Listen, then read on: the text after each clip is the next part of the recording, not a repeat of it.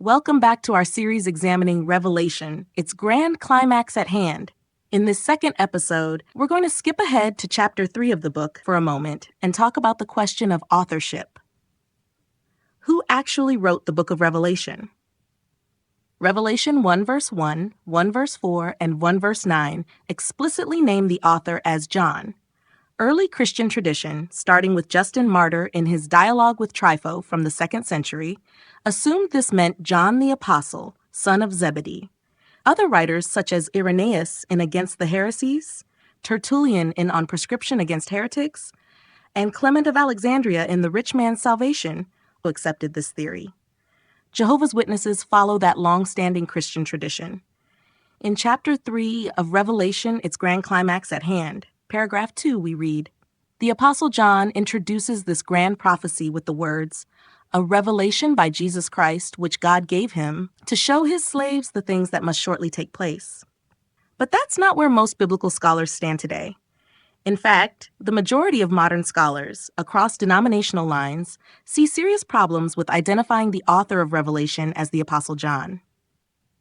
The traditional view has been largely abandoned in modern scholarship due to linguistic, theological, and stylistic differences between Revelation and the Gospel of John.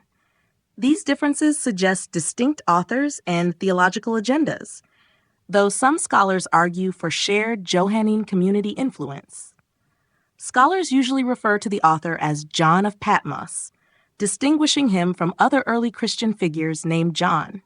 He may have been a Christian prophet, known to the Asian churches mentioned in chapters 2 and 3, possibly of Jewish background, fluent in Hebrew Bible imagery. Let's take a look at some of the problems. Firstly, even though John is thought to be one of the youngest of Jesus' apostles, Revelation is thought to have been written around 95 CE. Jehovah's Witnesses concur with this thinking. That would make him an extremely old man when he wrote it. Whilst not impossible, it does introduce some doubt. Some scholars argue for an earlier date for Revelation, but Jehovah's Witnesses dismiss this idea. We have evidence that people doubted the authorship of Revelation since the 3rd century CE. The Roman presbyter Gaius, in the early 3rd century, dismissed the book based on the argument that it was a fabrication by the heretic Cerinthus.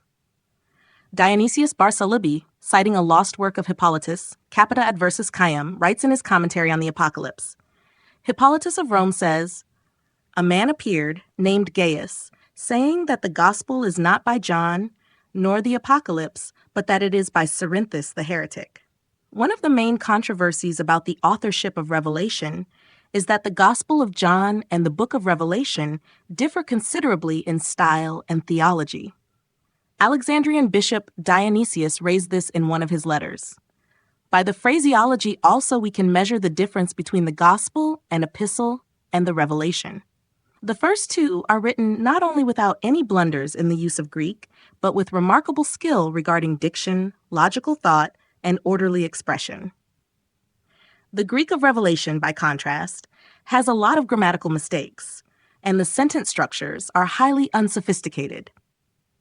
As New Testament scholar Bart Ehrman puts it, John simply did not write well. Also note, the author of Revelation never claims to be the Apostle John. He calls himself John, a slave, and identifies as a brother of the 7 churches, but not as an apostle. Bart Ehrman has even argued that the author indicates he is not one of the apostles. Acts 4 verse 13 claims that John was uneducated. Now when they saw the outspokenness of Peter and John and perceived that they were uneducated and ordinary men, they were astonished, and they began to realize that they had been with Jesus. Most people were illiterate in the ancient world. Those that were literate were most likely wealthy, with access to education, not the kind of people Jesus chose for his disciples. John and the other disciples were not wealthy at all. Even though the Greek of Revelation is poor, an uneducated person simply could not have written it. So, while Jehovah's Witnesses confidently identify the author of Revelation as John the Apostle, the evidence tells a much more complex story. Linguistically, theologically, and historically, modern scholarship points to a different John entirely, one who never claims to be an apostle and who writes in crude Greek. What happens when a religious interpretation depends on a mistaken identity?